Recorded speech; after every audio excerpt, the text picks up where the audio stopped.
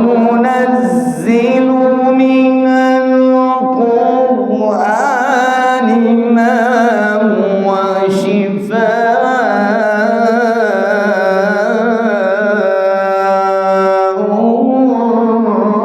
ورحمة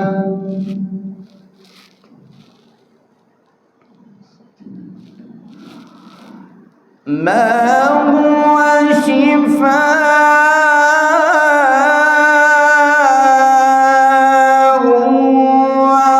ورحمة للمؤمنين ولا يزيد الظالمين إلا خسارا.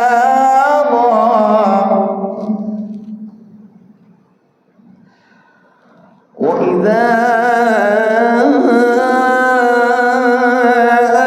أنعمنا على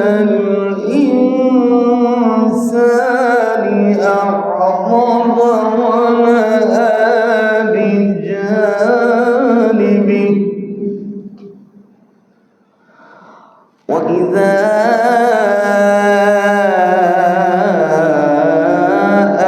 أنعمنا على الإنسان أعرض ونأى بجانبه وإذا مسه الشر كان يئوسا.